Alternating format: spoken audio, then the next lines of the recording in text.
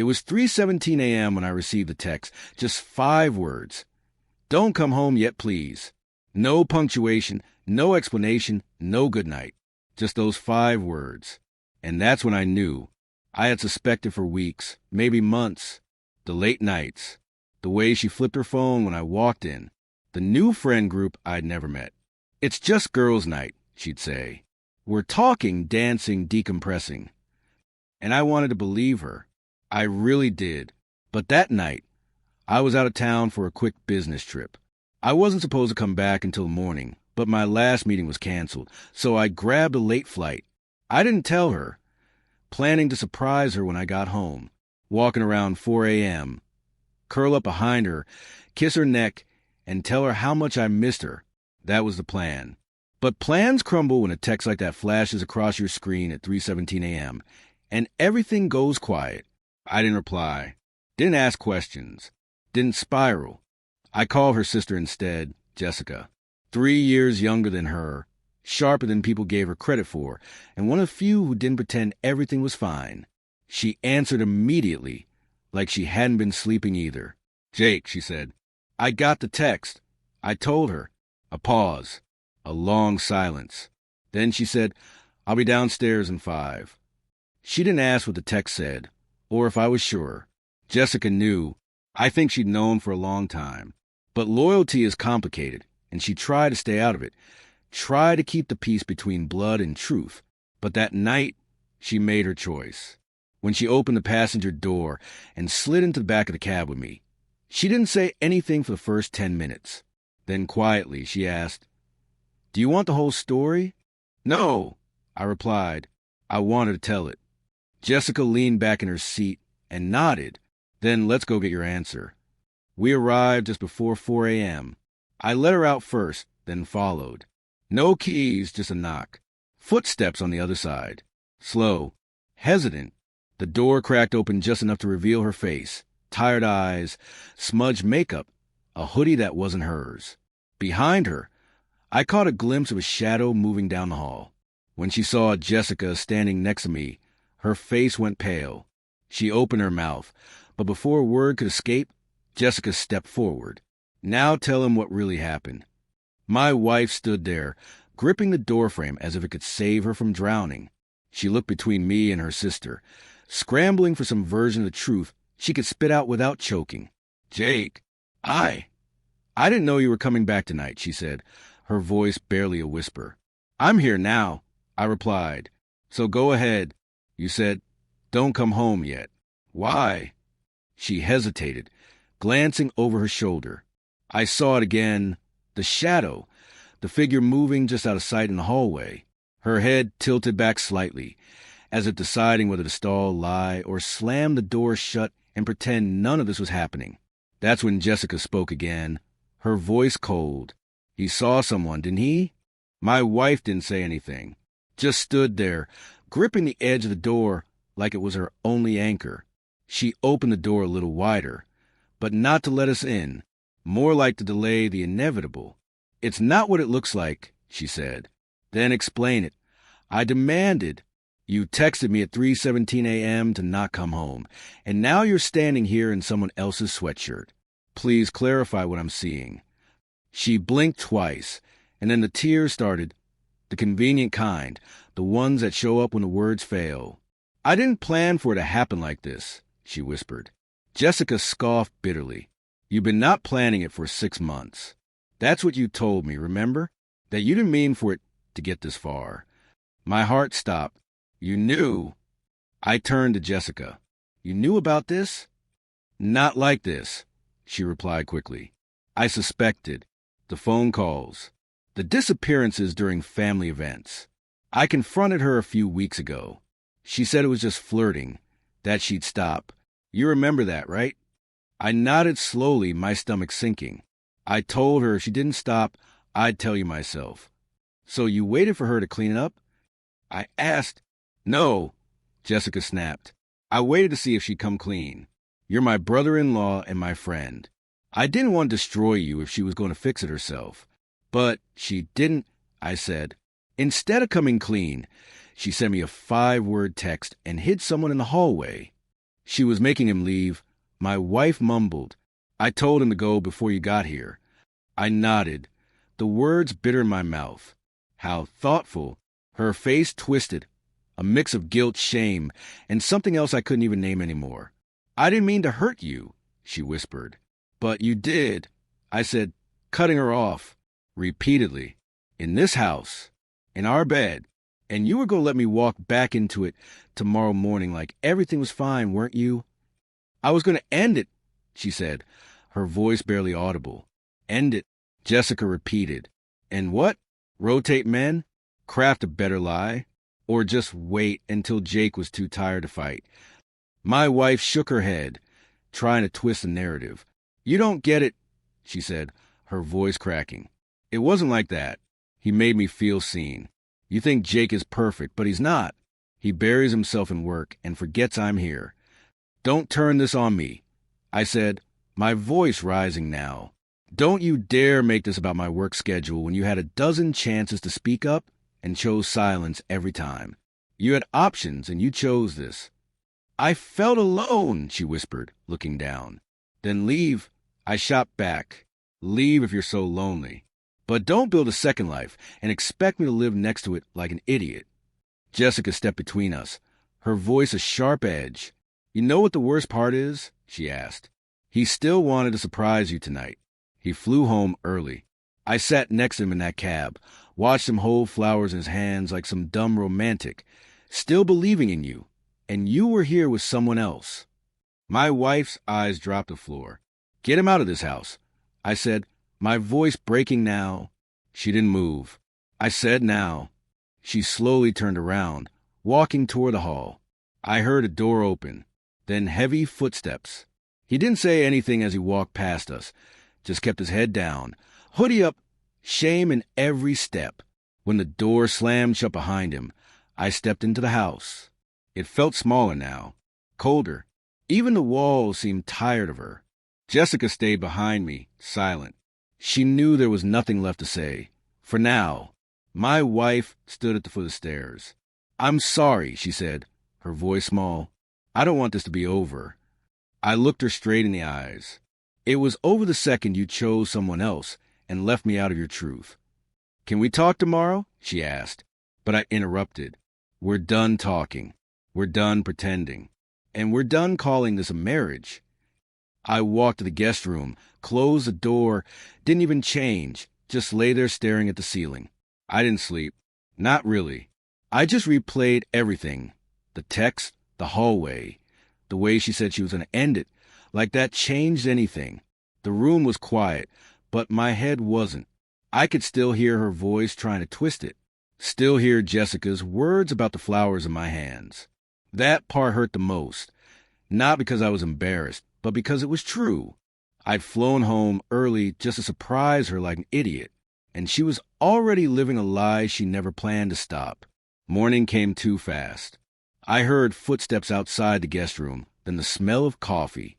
She was trying to reset things, to pretend we were still in that middle ground where a conversation could fix betrayal. She knocked once. "Jake!" I didn't answer. Another knock. I made coffee. "Can we talk now?" I opened the door slowly, looked her in the eyes. "Where's Jessica?" "She left early," she said. Didn't say anything. That wasn't true. Jessica had texted me at 6:04 a.m. "I'll be back around noon." Let her say whatever she needs to say. Then I'll say mine. I nodded, stepping past my wife. I wasn't going to pretend. I'm not sitting down like this is normal.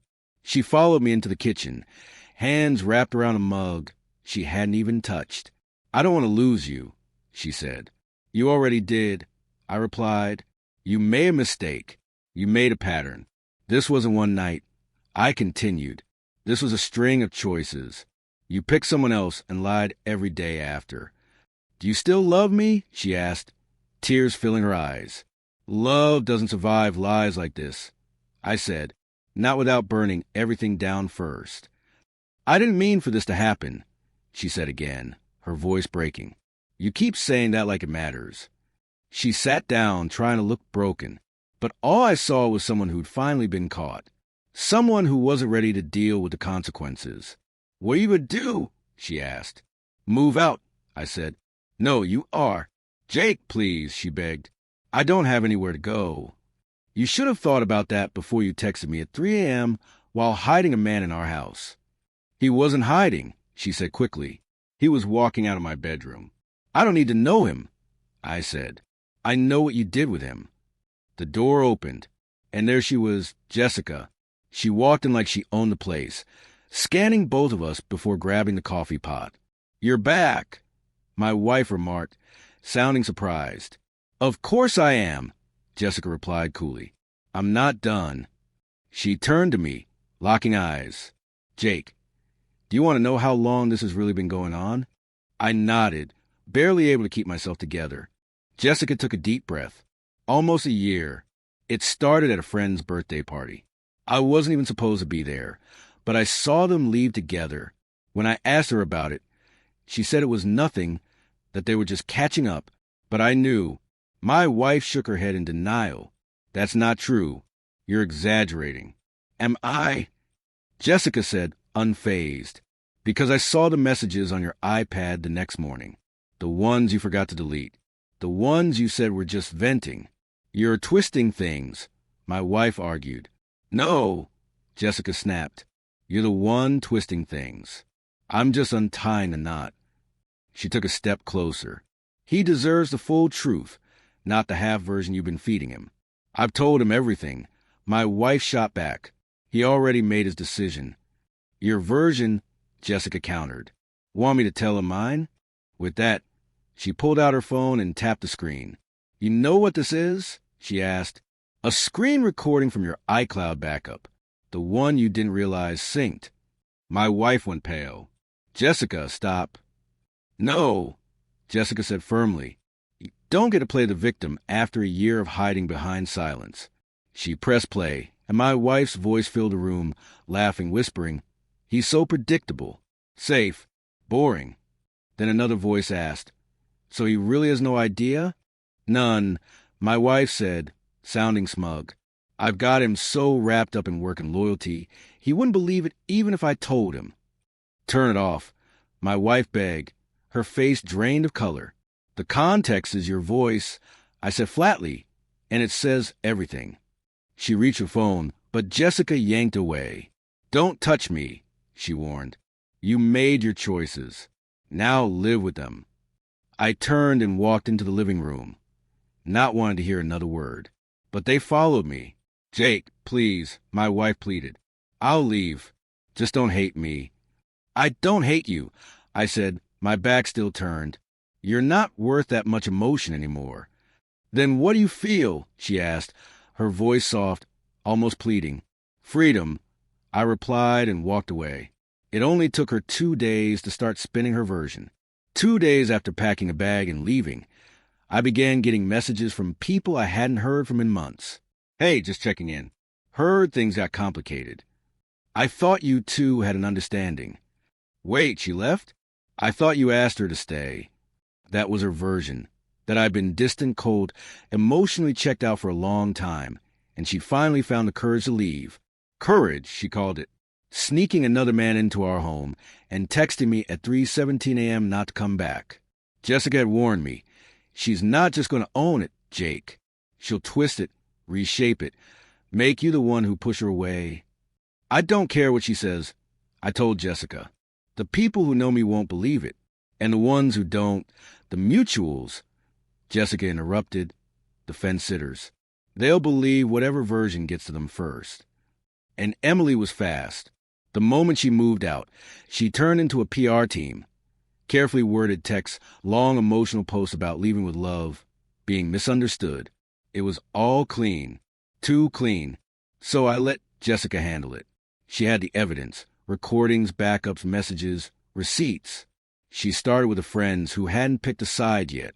She didn't blast a recording or attack her sister. She just dropped one message in a group chat. "Before you judge anything, listen to this." This is what she was saying about him while wearing his ring. Then she sent a 12-second clip, my wife's voice mocking me. "He's so predictable. If I told him I was cheating, he'd probably ask if I was okay first." That was all it took. One line, One perfect moment of betrayal. People switch fast. My phone flooded with apologies. I'm so sorry, man. I didn't know it was that deep. One guy I barely knew messaged me.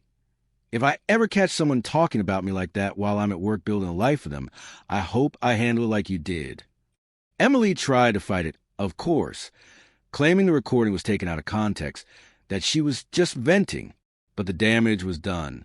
The more she explained, the worse it looked. The truth had teeth, and it was biting back. One mutual friend, Taylor, called her out directly. You don't get to lie for a year and then pretend heartbreak makes you innocent. She blocked him, blocked half of them. Her circle shrank, and my piece grew louder. I didn't have to lift a finger. Jessica took care of it all. She didn't do it to destroy Emily. She did it to protect me, the one person who'd been lied to, the one left in the dark while holding flowers for a woman who'd been pretending. One night, I asked Jessica, "Why'd you really stay that night?" "Because I saw how you looked at the door when you rang the bell," she said. "Like you were hoping you were wrong. And I couldn't let you face it alone when I knew you were right." I nodded. "You saved me more than you know." "No," she corrected me. "You save yourself." I just made sure she didn't get to lie about it afterward. A few days later, Emily tried to reach out. Not directly, but through her mom, her cousin. Even vague Instagram stories about regret and the cost of silence. But I didn't reply. She wasn't being silent. She was still performing. And I'd already walked out of that theater. Then came the message that ended it all, a screenshot from Jessica. Emily had started talking to someone else. Not the guy I caught her with, but someone new. "Guess she moved on fast," Jessica wrote. I smiled. "I don't think about her much anymore." I replied, "Not in the way I used to. Not in the way that keeps you up at night, wondering what you missed, what you could have done differently. Not in the way that makes you question what version of you wasn't enough. That stopped the day I realized I wasn't a failure. I was just a mirror, and she couldn't stand what reflected back." After she moved out and her story crumbled, the silence became the most healing thing I'd felt in years. Not the kind of silence that comes from absence, but the kind you earn after letting go of something that's been weighing you down. I didn't need revenge. I didn't need to humiliate her. She did that herself. Every time she sent a message or tried to keep up her double life. And if you told me back then that the woman sitting beside me now at 3:27 a.m. in a cab would be the one who truly showed up for me, I wouldn't have believed you. But that's exactly what happened. Jessica didn't just show up that night. She stayed. She became a quiet constant in my life. Someone who never tried to fix what was broken, just made sure I didn't sit in the wreckage alone. She didn't push me. She didn't cross boundaries. She just listened, checked in, called when I didn't respond to anyone else. Over time, things shifted, not dramatically, not suddenly. It started with long talks that didn't feel forced, inside jokes that resurfaced from childhood, coffee runs that turned into walks, walks that turned into hours. One night, months later, we sat on the porch, just the two of us, watching the city lights flicker like the world had finally calmed down. She turned to me and asked, "You're different now, better or worse?" I looked at her, smiled. "Better," I said, realizing then that no betrayal could ever take that peace from me. Peace isn't just about forgiveness. It's about clarity. It's about finally seeing people and situations for what they truly are, not the versions we wish they were. Emily had been performance, a curated, fake love. But Jessica, she didn't need an audience. What we have now is real. No secrets, no silence, only trust. And when people ask what happened with Emily, I tell them the truth. Nothing dramatic, nothing cruel, just facts. She texted me at 3:17 a.m. and said, "Don't come home yet." And that's when everything changed, because I didn't come home alone. I came home with Jessica, the one who refused to lie for her, the one who stood beside me when the door opened and who said, "Now tell him what really happened." From that moment on, nothing was ever the same. If you made it to the end of this, drop a comment. What would you have done at 3:17 a.m.? Would you have stayed quiet or shown up with someone who knew the truth all along? Let me know.